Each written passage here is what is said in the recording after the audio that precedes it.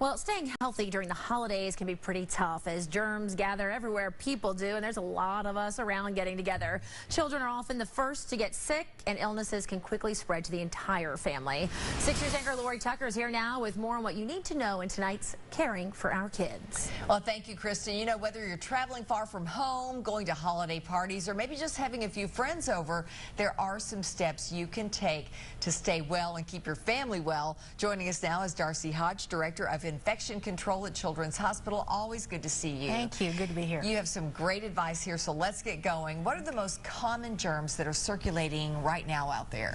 Well, right now, influenza, respiratory syncytial virus, which is, can make you very ill, rotavirus, RSV, yes, rotavirus, which can cause diarrhea, and then you always have those foodborne illnesses, E. coli, salmonella, some of those that will also give you stomach upsets and diarrhea. And really ruin the holidays. Ruin the holidays for everybody. So what foods, let's talk about those, because you mentioned E. coli and some of those other things. Which foods can really make our kids sick?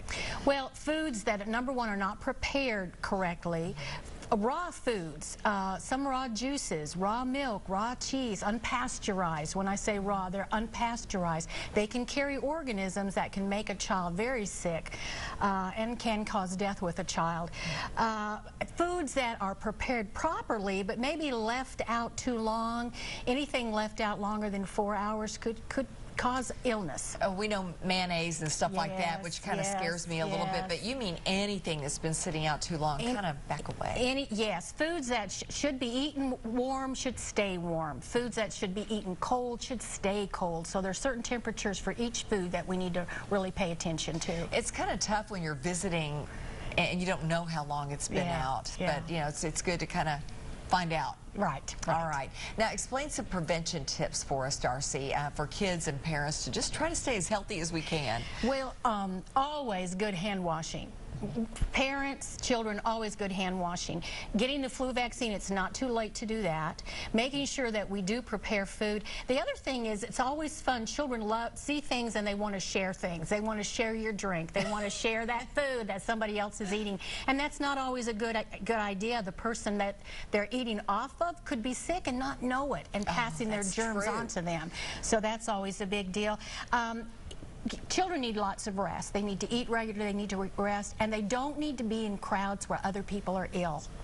That's good, and we don't want our children who are ill to go out in the community or play with other children who are ill. That's really not polite anyway. Just keep them home. Keep them home, yeah. Enjoy them at home. All right, Darcy, thank you so much. And happy holidays to you. Merry Christmas. You too. Thank you very much. Thank you so much. And if you have a question about your child's health, just send me an email at ltucker@wate.com. We get a lot of good questions.